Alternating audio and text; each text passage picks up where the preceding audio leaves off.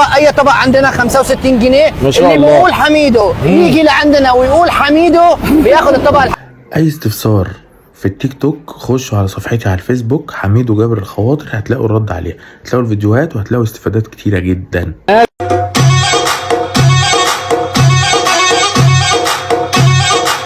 السلام عليكم ورحمه الله، صباح الفل او مساء الفل على حسب ما بتشوف الفيديو.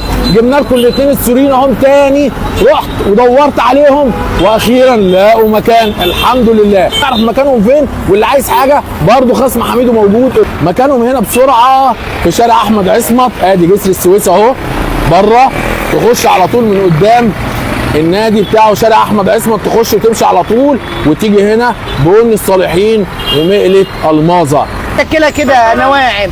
عندنا معمول سوري، كوكيز، غريبه، باتيفورات، برازق سوري، دي حاجه حلوه. ده طبق مشكل ماشي. وده عندنا كوكيز، عندنا هنا كمان ده مشكل شرقي، فيه كول وشكر بقلاوه، وفيه بسبوسه، وفيه اساور نوتيلا.